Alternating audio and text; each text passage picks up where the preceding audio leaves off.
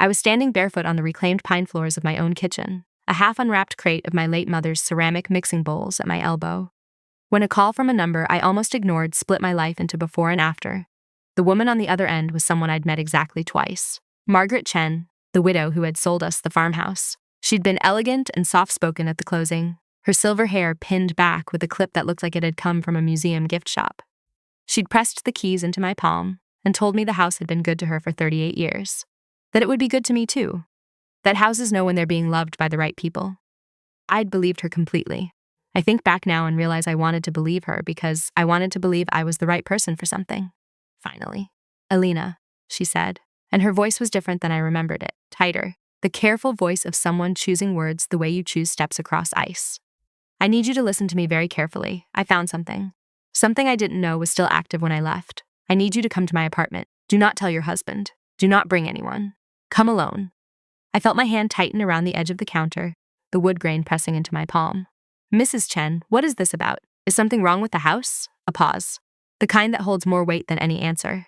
"It's not the house that's wrong, Elena. Please. I'll explain everything when you're here, but you must come alone."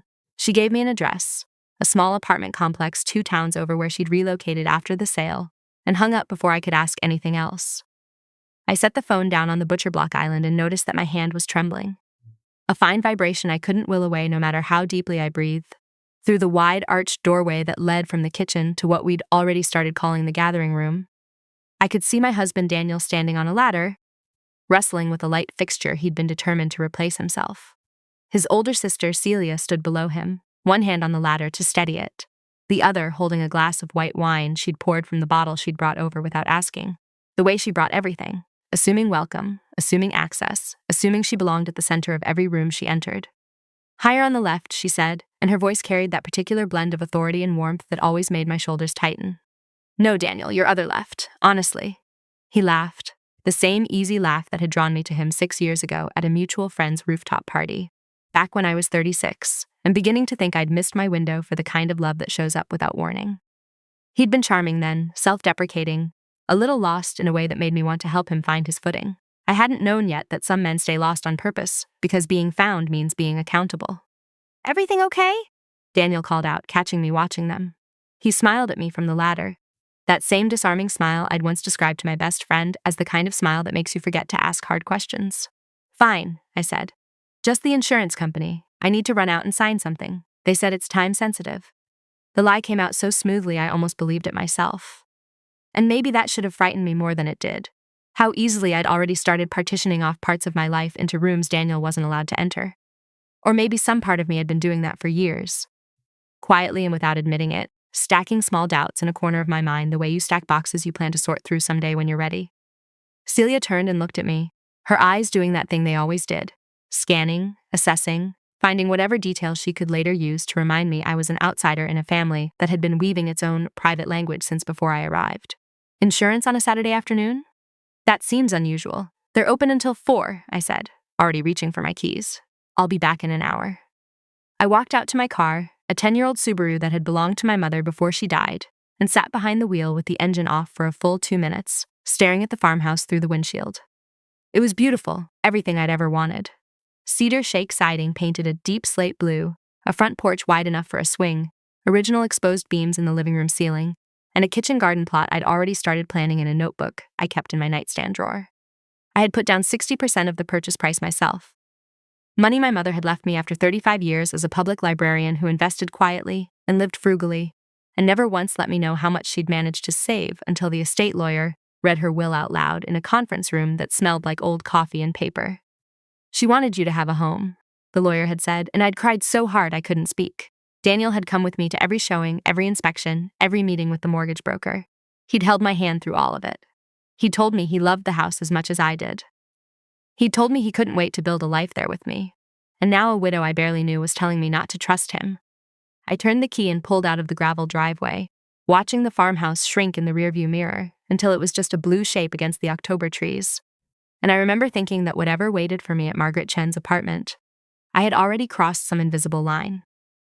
I was already a woman who was keeping secrets from her husband. I was already someone who had chosen the truth over the appearance of it, even before I knew what the truth actually was. Margaret Chen's apartment was on the third floor of a modest brick building, with an elevator that creaked in a way that made me grateful for the stairs. She opened her door before I knocked, as though she'd been watching through the peephole, and the expression on her face told me immediately that I wasn't walking into a misunderstanding or a mistake. She looked at me the way people look at you when they're about to hand you something that will hurt. "Thank you for coming," she said, stepping back to let me inside. "I wasn't sure you would. You didn't give me much choice." "No," she agreed quietly. "I suppose I didn't." Her apartment was small and immaculate, filled with the kind of furniture that gets moved from a much larger house and never quite fits the same way. An oversized armchair wedged into a corner, a dining table that dominated the living space, framed photographs of a man I assumed was her late husband arranged on a sideboard like a small shrine. She gestured for me to sit at the table, where a laptop was already open, its screen dark, waiting. "I need to tell you how I found this before I show it to you," she said, settling into the chair across from me. Her hands, I noticed, were perfectly steady. Whatever nervousness she felt, it was buried deep, beneath decades of composure. When my husband was still alive, he installed a whole-house audio system, speakers in every room connected to a central panel in the basement. He was an engineer. He loved gadgets. After he passed, I never used most of it. When I sold the house to you, I thought I disconnected everything. I was wrong. She paused, and I watched her choose her next words with the same care she'd used on the phone. One of the voice-activated smart panels in the living room was still linked to my account. It was designed to record audio when triggered by certain keywords. Security phrases, mostly. Things my husband programmed years ago when he was worried about break-ins during the night. I only discovered it was still active because I got a storage alert on my phone 3 days ago. When I opened the files to delete them, I heard something I wasn't meant to hear. She reached across the table and placed her hand gently over mine, a gesture so maternal and unexpected that I felt tears prick at the corners of my eyes before I even understood why. "Elena, I'm going to play these for you now, and I want you to know that I didn't listen out of curiosity or nosiness. I listened because once I started, I couldn't stop. Because I recognized something in your husband's voice that I recognized in my own, once, a long time ago, with a different man. It's the sound of someone who thinks no one is listening." She pressed play. The first recording was time-stamped 4 days after we'd closed, a Thursday afternoon when I'd been at the county clerk's office, filing the last of the deed paperwork. I heard the front door open through the audio system's surprisingly clear speakers, heard footsteps on the hardwood floors I'd already started to think of as mine, heard Daniel's voice and then Celia's, unmistakable, her clipped, efficient tone cutting through the air of my empty living room. "It's better than the photos," Celia said, and I could hear her moving through the space, her heels clicking on the wood, probably trailing her fingers along the walls the way she'd done at the final walkthrough, touching everything like she was already pricing it. "The light is extraordinary. You could list this for twice what she paid if you hold it for 5 years. Alina wants to stay here long-term," Daniel said, and I heard something in his voice I'd never noticed before, a slight hesitation, a carefulness, as though he were testing the words before releasing them. "She's already planning a garden. Alina plans a lot of things," Celia said. "She planned to finish her master's degree, remember? She planned to open that bookstore. She's very good at planning, less good at follow-through."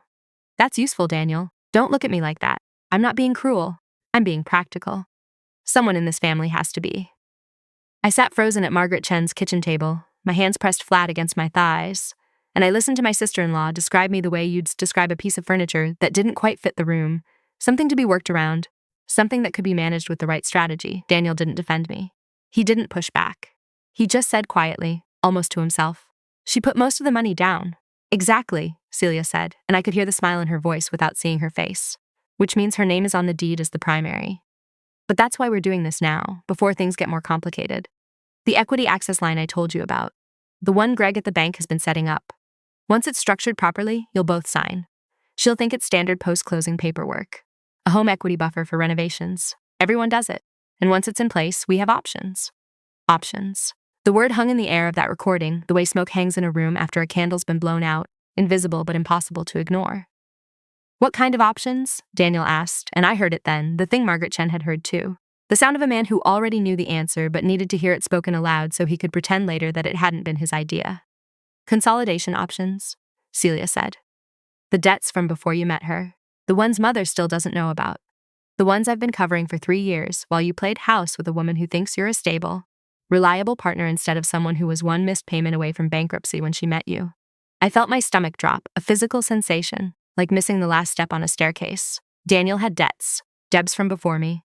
Debs his sister had been quietly managing. Debts his mother didn't know about. Debts he had never once mentioned in 6 years of shared dinners and shared bank accounts and shared dreams about futures. I was only now realizing I'd imagined alone. "How much are we talking about?" Daniel asked.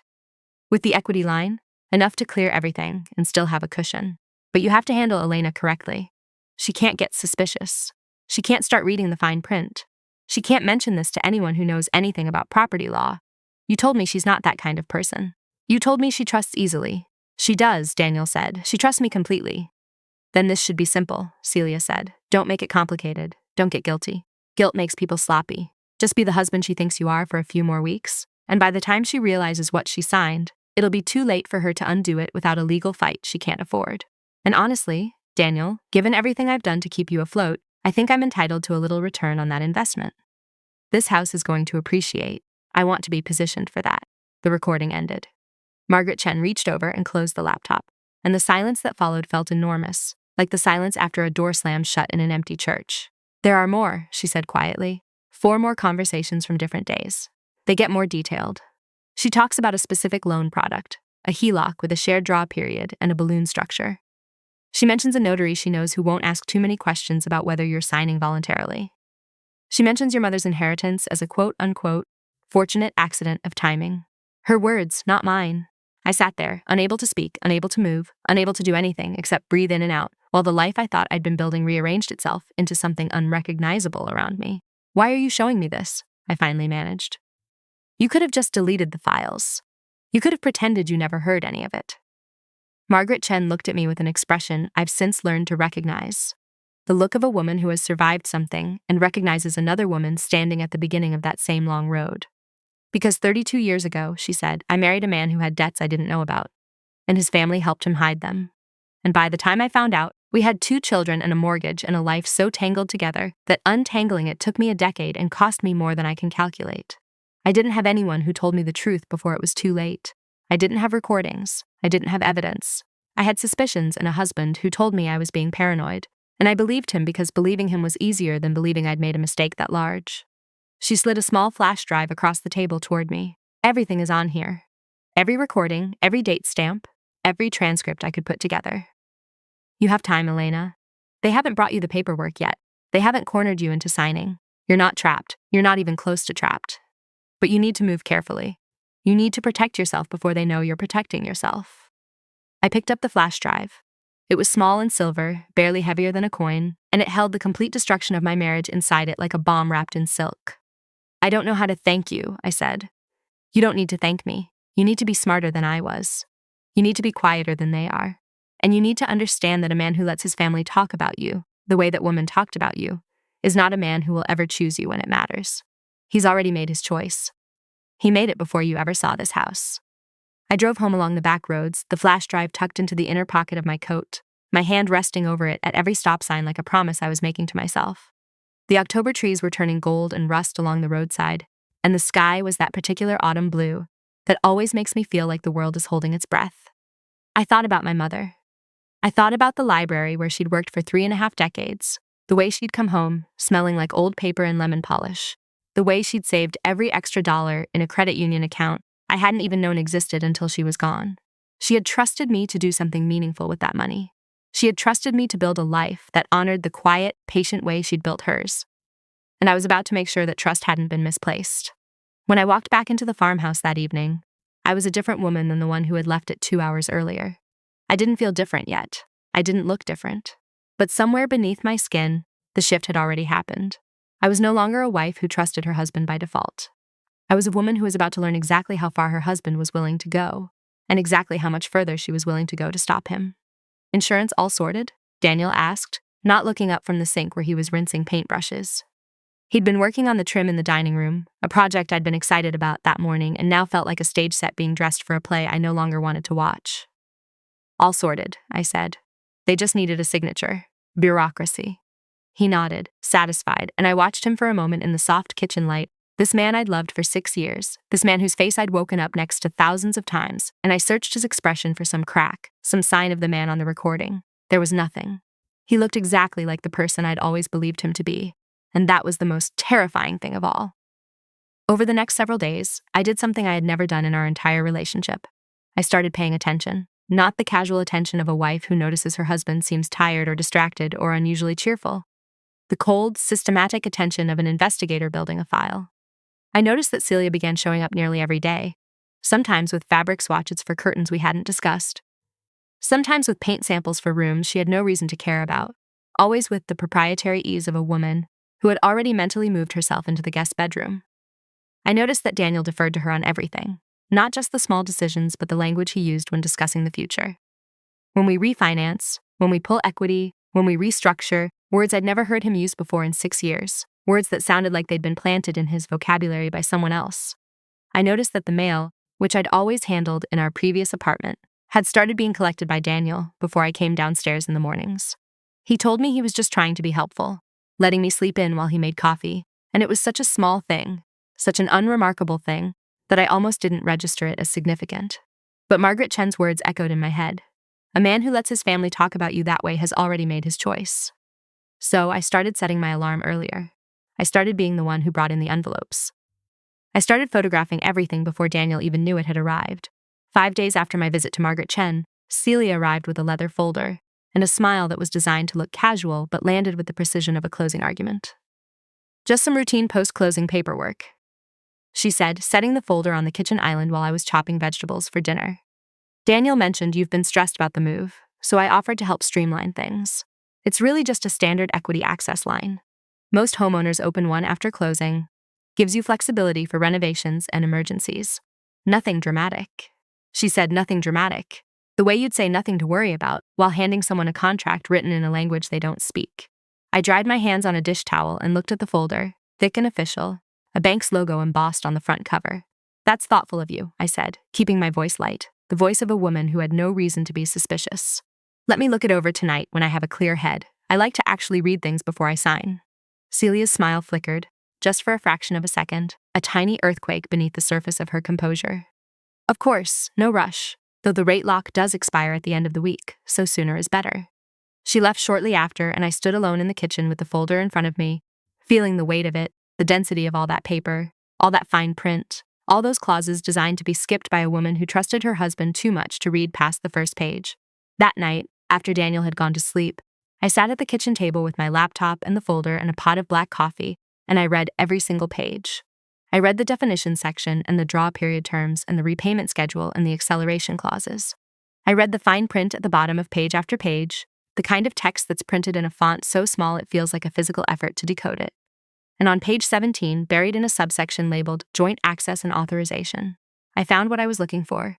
The clause stated that by signing, both parties agreed to grant each other full and irrevocable authority to draw against the equity line independently, without requiring the zonipayer's approval for any individual transaction, up to the full approved limit.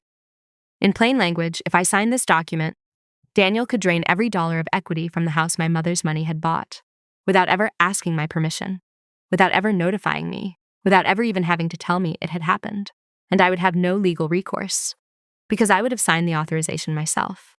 I sat in the dark kitchen with the hum of the refrigerator behind me, and the weight of everything I'd learned pressing against my chest, and I thought about how close I had come to losing everything. Not just the house, not just the money, but the belief which I had carried since childhood, that the people who love you don't scheme against you while you're chopping vegetables for their dinner. The next morning, I made 2 phone calls. The first was to a forensic accountant recommended by a colleague I trusted implicitly, a woman named Ruth Okonkwo who specialized in uncovering hidden financial arrangements in divorce proceedings. The second was to a property attorney, a sharp-eyed woman in her 60s named Helen Moreau, whose online reviews used phrases like absolutely relentless and saved my home from my ex-husband's family. I met Helen in her office that afternoon, a small, unpretentious space above a bakery that smelled constantly of fresh bread, which struck me as an unexpectedly comforting detail for a place where people came to dismantle their marriages. I brought the flash drive. I brought the photos of the HELOC documents. I brought the notes I'd been keeping in a password-protected file on my phone, every date, every conversation, every piece of the pattern I was only now learning to see.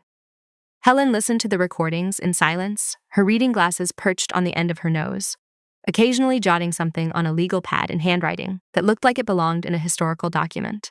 When the final recording ended, she removed her glasses and looked at me with an expression that held no pity, only a kind of fierce, professional respect.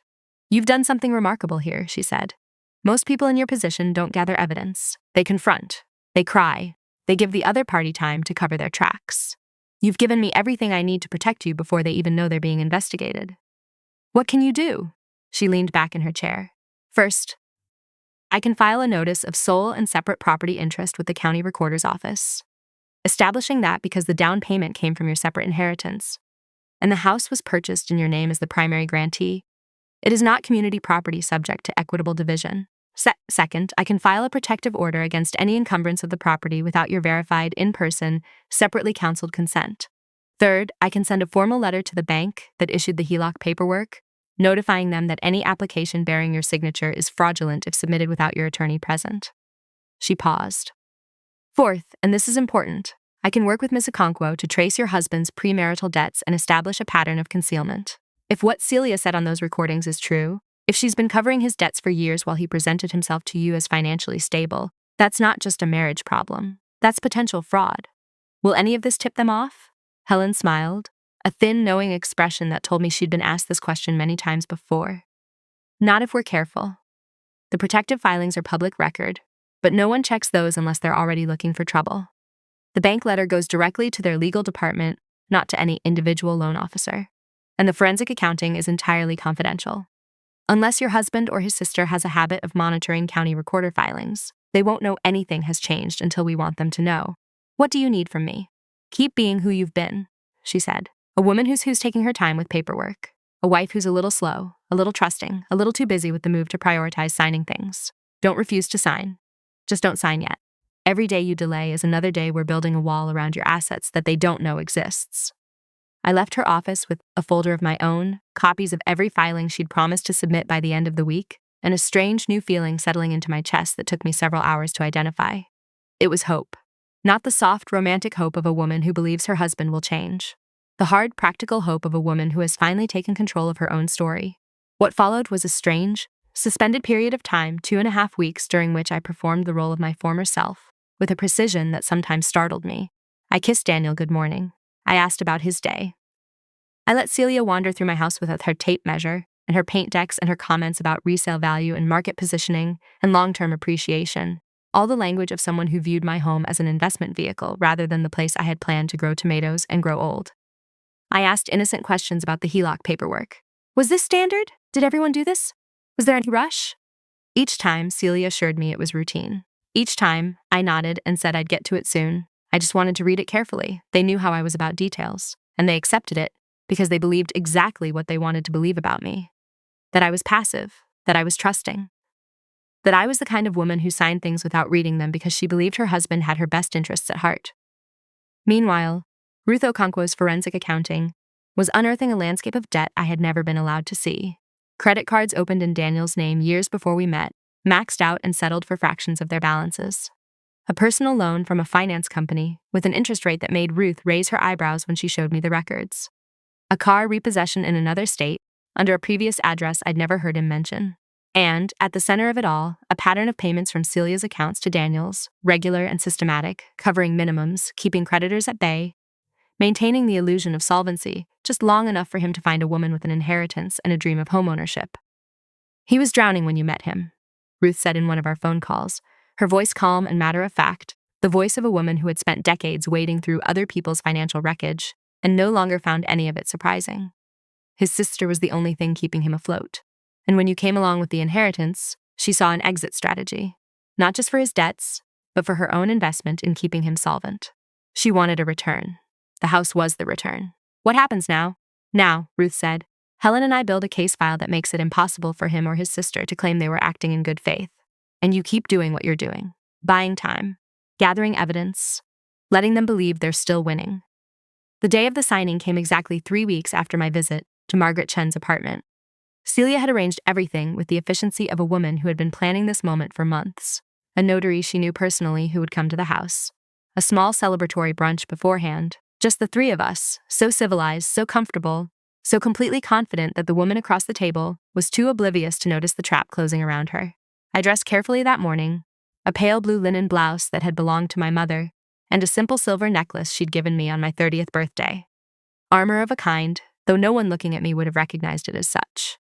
I looked like a woman attending a pleasant family gathering, not a woman who had spent the previous night reviewing the final versions of the documents Helen Moreau would be bringing to my door. Daniel set the table on the back porch, which overlooked the garden plot I still hadn't planted, but would, eventually, when all of this was over. Fresh flowers in a mason jar. A key C had picked up from a bakery in town. Mimosas poured generously into the good glasses we'd received as a wedding gift from Celia herself, a detail that struck me now as almost comically layered with meaning. To new beginnings, Daniel said, raising his glass, his eyes warm, his smile easy, the same smile that had made me fall for him at a rooftop party 6 years ago when I was 36, and was afraid I'd missed my chance at love. To new beginnings, I echoed, and I meant something entirely different by it. We ate, we talked. Celia told a long story about a vacation the three of them, Daniel, Celia, and their mother, had taken years before I entered the picture, a story that was clearly meant to remind me of how deep their family bonds ran, how naturally I should want to trust them, how much simpler everything would be if I just signed the papers and joined the club. I smiled in all the right places. I laughed at the jokes. I didn't eat much, but no one noticed because they were too busy celebrating a victory they believed was already won. When the plates were cleared, Celia produced the leather folder from her oversized handbag, the same folder she'd shown me weeks earlier, now supplemented with additional pages. Final signature lines, notary blocks, a stack of disclosures in tiny print that no one was expected to read. The notary will be here in 15 minutes, she said, setting a pen on the table beside my plate. I thought we could get the signatures out of the way and then actually enjoy the rest of the day. I picked up the pen. I let the weight of it rest in my hand, cool and smooth, the instrument that was supposed to transfer everything my mother had worked 35 years to give me into the hands of a man who had never once been honest about who he was. I want to read through it one more time, I said, just to be thorough. Celia's jaw tightened almost imperceptibly.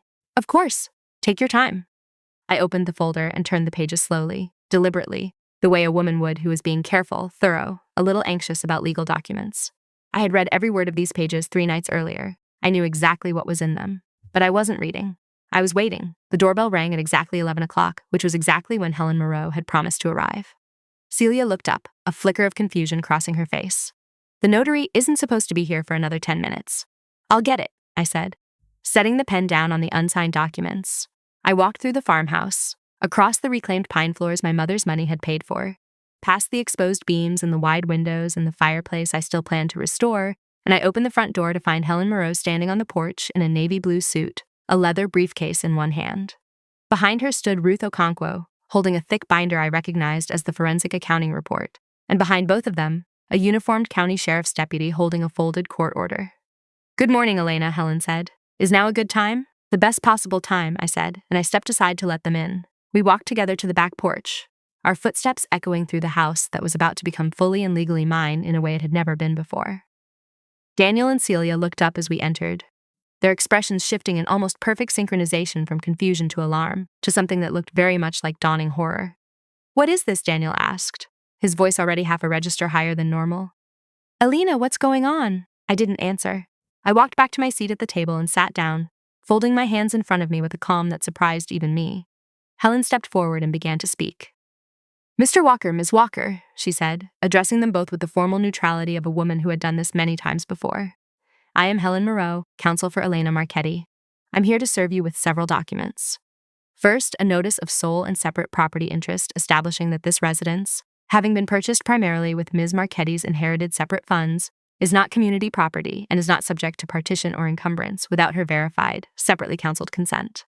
Second, a protective order prohibiting any attempt to transfer, borrow against, or otherwise encumber the property. Third, a formal notification that the loan application submitted to County Trust Bank in Ms. Marchetti's name has been flagged for fraud review, based on material misrepresentations regarding the applicant's financial history and intent. She paused, letting the words settle into the morning air like stones dropped into still water. Additionally, she continued, Mrs. Okonkwo is here to present the results of a forensic accounting investigation into premarital debts concealed from my client throughout the course of her marriage. Those findings will be filed with the court as part of an annulment petition on grounds of fraudulent inducement, should my client choose to pursue that path. Celia's face had gone absolutely white, the color of paper, the color of someone watching a carefully constructed plan collapse in real time. This is absurd, she said, her voice brittle. We haven't done anything illegal. We were restructuring finances. Families do this all the time. Families who are transparent with each other do this, Helen said. Families who conceal debts, misrepresent financial histories, and attempt to access equity without informed consent are engaged in something else entirely. We have recordings, Ms. Walker. We have bank records.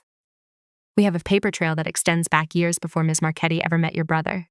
Whatever narrative you've been telling yourself about what this was, it won't survive cross-examination. Ruth Okonkwo opened the binder and placed it on the table, the pages falling open to a summary sheet I recognized from our last phone call. Total concealed debt, $187,000. Total payments from Celia's accounts to cover those debts, $94,000 over 4 years. Total equity in the house Daniel had been attempting to access through the HELOC, $220,000. The math was not complicated. It never had been. Daniel looked at me, and for the first time in our 6 years together, I saw him clearly. Not the charming man I'd met at a rooftop party. Not the gentle husband who'd held my hand at my mother's funeral. The real man beneath all of it, a man who had been drowning for years, who had let his sister keep him afloat, who had looked at me and seen not a partner but a life raft. "How long have you known?" he asked, his voice barely above a whisper. "Long enough," I said. "Long enough to understand exactly what you were doing. Long enough to make sure you couldn't do it." The sheriff's deputy stepped forward and placed the court order on the table, and the sound of that single sheet of paper touching the wood felt louder than anything that had been said all morning. Celia opened her mouth as if to speak, then closed it again, her eyes moving from Helen to Ruth to the deputy to me, calculating, always calculating, searching for an exit that no longer existed. "There's one more thing," Helen said, reaching into her briefcase. She pulled out a small device, a portable speaker, and pressed play. Daniel's voice filled the porch, recorded 3 days earlier on a device I had placed inside a decorative lantern in the living room. A device Helen had helped me select from a security supply company that specialized in evidence-grade audio equipment. "She's still dragging her feet," he'd said to Celia. "But I think she'll sign on Saturday. She wants to believe this is all normal. She wants to trust me." "Of course she does," Celia's voice replied. "That's what makes her manageable. That's what I've been telling you all along.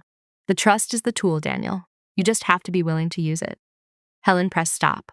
The silence that followed was absolute. "You should go now," I said, and my voice came steady, clear, the voice of a woman who had finally stopped performing. "Both of you, take whatever you can carry today. I'll have the rest sent to wherever you end up." Daniel stood, his chair scraping against the porch boards, and he looked at me with an expression I couldn't quite read. Guilt, maybe, or grief, or simply the shock of realizing that the woman he'd dismissed as manageable had been managing him all along. "I loved you," he said. "No," I said. "You loved what I could give you. There's a difference, I know that now." They left within the hour, Celia stiff with fury, Daniel hollow-eyed and silent. I stood on the porch and watched their car disappear down the gravel driveway, watched it turn onto the main road and vanish behind the autumn trees, and I felt something release in my chest. A tension I hadn't realized I'd been carrying since the afternoon Margaret Chen first said the words, "Come alone." I walked back through the house, room by room, touching the walls, the windows, the exposed beams my mother would have loved. And for the first time since the closing, it felt like mine. Not because the legal filings said so, though they did, but because I had fought for it.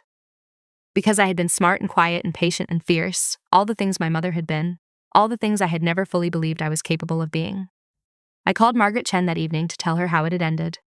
She listened without interrupting, and when I finished, she was quiet for a long moment. "You did what I couldn't do," she finally said. "You listened before it was too late. That's everything, Elena. That's the whole difference between a life you build for yourself and a life that gets taken from you while you're looking the other way." I think about that now, in the months since. I think about the chain of women who saved me. My mother, who spent 35 years in a library saving money she would never spend on herself.